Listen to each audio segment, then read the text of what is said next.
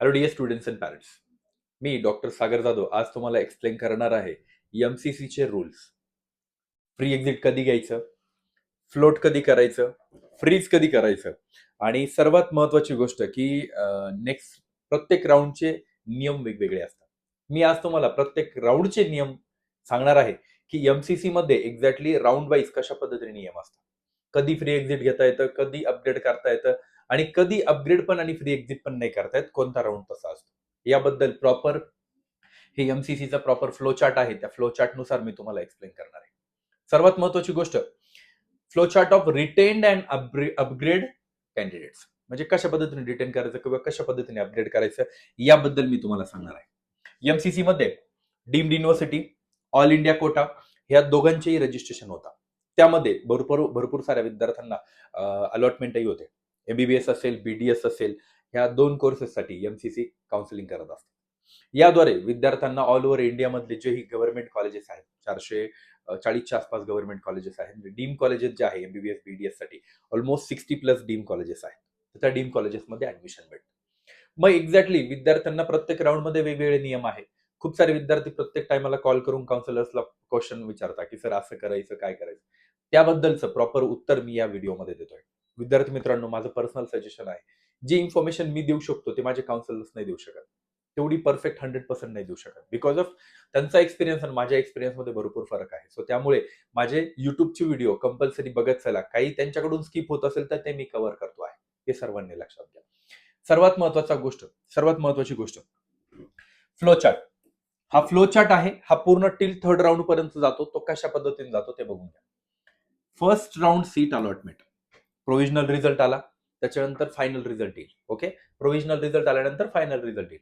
मग तो final result आल्यानंतर आपल्याला कॉलेज घ्यायचं की नाही घ्यायचं हा ठरवता येईल. बघा, giving willingness for upgradation, yes or no. तुम्हाला अपग्रेड करायचं की नाही हा 2 ऑप्शन आहे, नो अँड येस.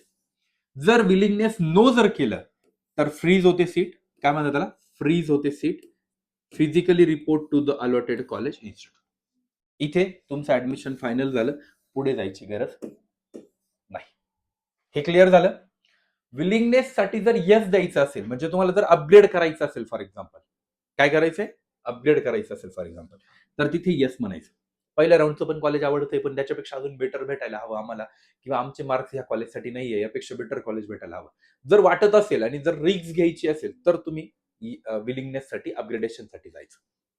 विलिंगनेसचे रूल बघा, त्याला म्हणतात फ्लोट कॅन्डिडेट. फ्लोट कॅन्डिडेट म्हणतात. ओके, फ्लोट कॅन्डिडेटचा अर्थच अपग्रेडेशन होतं. अपग्रेडेशन ऍक्च्युअली जुना वर्ड्स होता, आता त्यांनी त्याला विलिंगनेस, फ्लोट, फ्रीज हे नावं दिलेली आहे.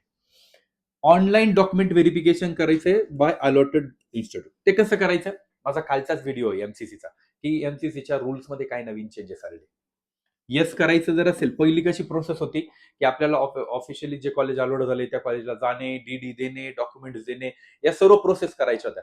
पण आता नवीन नियमानुसार ही प्रोसेस आपल्याला ऑनलाईनच करायची आहे. हे तुम्ही घरी बसूनही करू शकता. एकदम सिंपल आहे. तिचा मी एक व्हिडिओही तुम्हाला शेअर केलेला आहे. तो व्हिडिओ बघू शकता आणि त्याच्या अकॉर्डिंग तुम्ही करू शकता. It's a simple thing. एवढं जास्त विशेष काही नाहीये. फक्त क्लिक करताना, पॉइंट क्लिक करताना परफेक्टली क्लिक करावं लागणार आहे. अपग्रेडेशनला जायचंय तर मग आता तिथून पुढे काय प्रोसिजर राहणार आहे ते बघा. Float candidate online document verification by allotted institute हे झालं. त्यानंतर राऊंड 2 चालू होतो. म्हणजे बघा, राऊंड 1 संपला इथेच. एक तर फ्लोटिंग केलं, अदरवाइज एक तर फ्रीज केलं. आता जाऊया राऊंड 2 कडे. राऊंड 2 मध्ये काय, सीट अलॉटमेंट झाली. फॉर एक्झाम्पल ह्याच कॅन्डिडेटची सीट अलॉटमेंट झाली आणि फ्रेशवाल्या कॅन्डिडेटची अलॉटमेंट झाली. त्या ठिकाणी fresh allotment, retained candidates of round 1, candidate upgraded in round 2. बघा, जर कॅन्डिडेटला कॉलेज जर भेटलं तर पुढचं कॉलेज तुम्हाला घ्यावं लागेल सेकंड राऊंड मध्ये.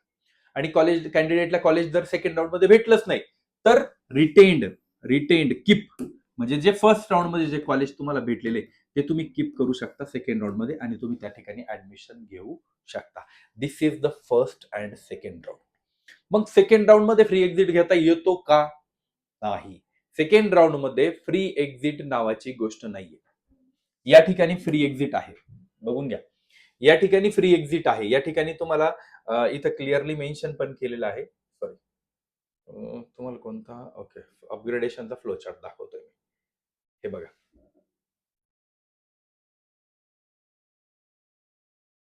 इथं क्लिअरली मेन्शन केलेलं आहे की फर्स्ट राऊंड मध्ये फ्री एक्झिट घेता येतो. हा फर्स्ट आणि सेकंड राऊंड आहे. मी तुम्हाला टीच करतोय रिटेन्शन अँड अपग्रेडेशन. फक्त रिटेन्शन अपग्रेडेशन टीच करतोय. फ्री एक्झिट तुम्ही कुठे घेऊ शकता तेही सांगून देतो.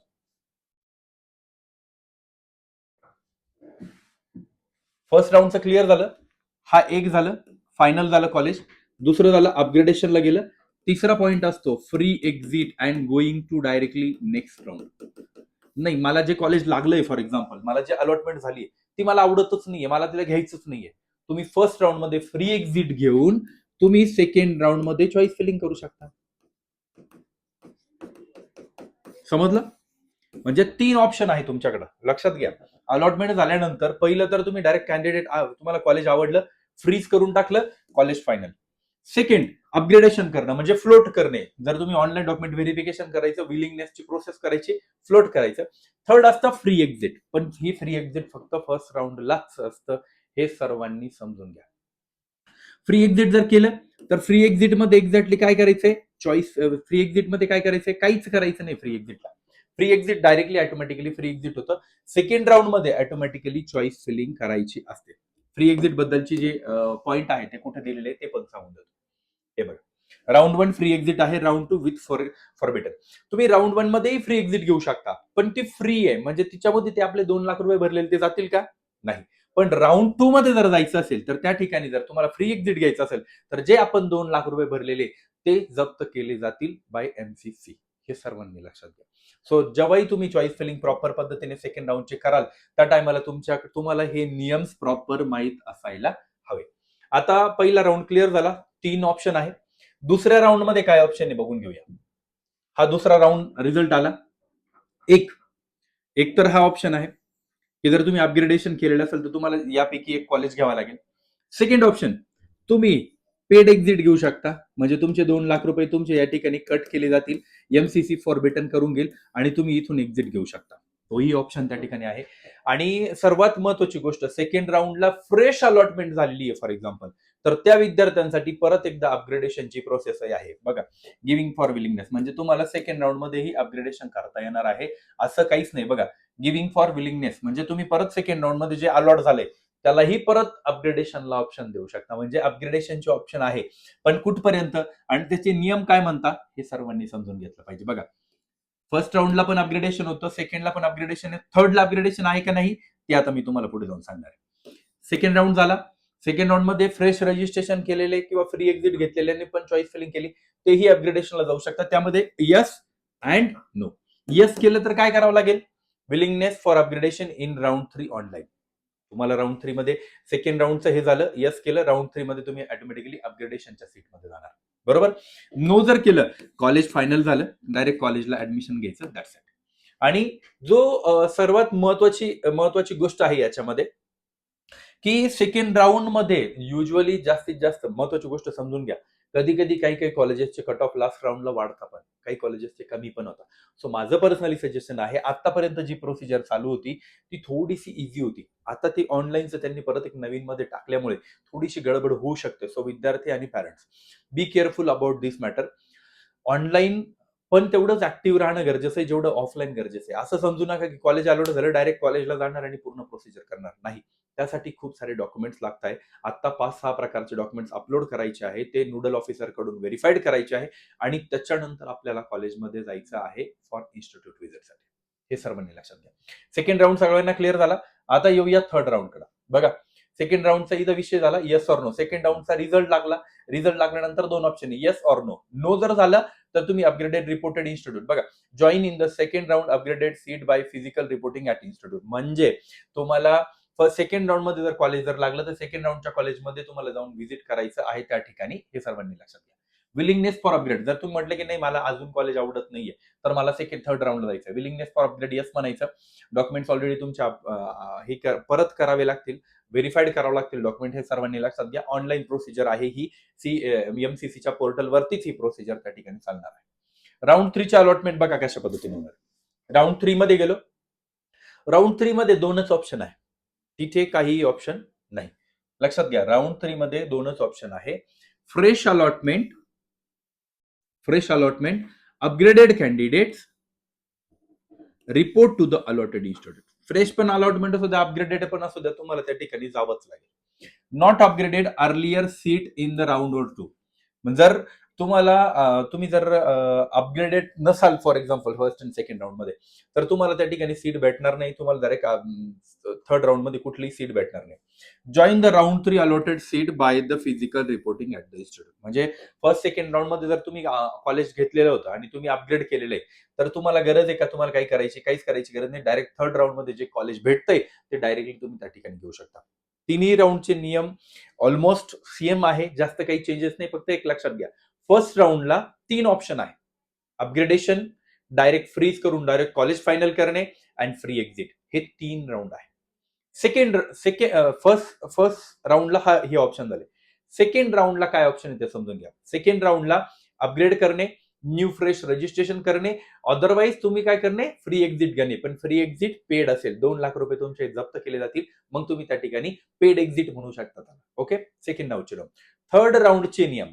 थर्ड राऊंड मध्ये तुम्हाला 2च ऑप्शन भेटतात. एक तर कॉलेज अपग्रेड झालेले त्याला ऍडमिशन घेणे, अदरवाईज फ्रेश जी अलॉटमेंट झालेली आहे तिला ऍडमिशन घेणे. या व्यतिरिक्त दुसरा पर्याय नाही. थर्ड राऊंड हा शेवटचा राऊंड असतो. त्यामुळे थर्ड राऊंड नंतर दुसरं कुठलंही काही होत नाही. सो सर्वांनी लक्षात घ्या, 3 राऊंड पर्यंत एवढं थांबत बसण्यापेक्षा फर्स्ट राऊंड मध्ये जर अलॉटमेंट जर झालेली असेल आणि तुमच्या आवडतं जर कॉलेज अलॉट झालेलं असेल तर बिनधास्त कॉलेजला ऍडमिशन घेऊन टाका. टेन्शन घेत बसू नका आणि वेट करत बसू नका. लवकरात लवकर कॉलेजही स्टार्ट होऊन जातात. याच्या थर्ड राऊंड पर्यंत तर कॉलेज पण स्टार्ट होऊन जातात. सो सर्व विद्यार्थ्यांनी लवकरात लवकर कॉलेजला ऍडमिशन घेण्याचा प्रयत्न करा. जर कॉलेज अलॉट जर झालंय तर ऍडमिशन फायनल करून मोकळं होऊन जा. Thank you so much. हे झाले अपग्रेडेशनचे नियम. आता अपग्रेडेशनच्या नियमांमध्ये काही चेंजेस आहेत का? आता जे एक हा थर्ड राऊंडचा नियम बघा. रजिस्ट्रेशन चॉईस फिलिंग झाली, सीट अलॉटमेंट बाय एमसीसी. यामध्ये 3 ऑप्शन्स आहे. Fresh allotment in third round, seat retain in first and second round, no upgradation, float candidate of the round 1, 2 and who got upgraded. म्हणजे त्यांना हे 3 प्रकारचे options या ठिकाणी दिलेले बघून घ्या. Third round will have to report physically allotted institute. तिघांनाही 3च काम करायचं आहे. डायरेक्टली कॉलेजला अलॉटमेंट करायचं आहे. हे थर्ड राऊंडचे रिपोर्ट आहे. थर्ड राऊंड मध्ये कुठलाही विलिंगनेस वगैरेचा ऑप्शन या ठिकाणी दिलेला नाही आहे. हे लक्षात घ्या. Candidate who have to join the allotted seat. Non joining candidate security deposit will be forfeited. Directly लिहिलेलं आहे. तुमची सिक्युरिटी डिपॉझिट गायब होऊन जाणार या ठिकाणी. अजून एक हे आहे, इथे पण बघून घ्या. बघा, हे फर्स्ट अँड सेकंड राऊंडचे रूल आहे. रूल ऑलमोस्ट सेम आहे. जास्त काही चेंज याच्यामध्ये नाही आहे. सो सर्वांनी लक्षात घ्या. मी जसं एक्सप्लेन केलं अगोदर तशाच पद्धतीने आहे. हे तुम्ही ही इन्फॉर्मेशन बुकलेट तुम्हाला एमसीसीच्या साईट वरतीही जाऊन बघायला भेटणार आहे. सो कॅन्डिडेट्स कन्फ्यूज बिलकुल होऊ नका. याचे rules that is a different thing. जर ऍडमिशन भेटतंय, ऍडमिशन घेऊन घ्या. कारण परत परत लेंदी प्रोसेस होत चालली, कट ऑफ वगैरे वाढण्याची शक्यता वाढते. सो ऍडमिशन जर भेटलं असेल घेऊन टाका. Thank you so much. भेटूया नेक्स्ट व्हिडिओमध्ये.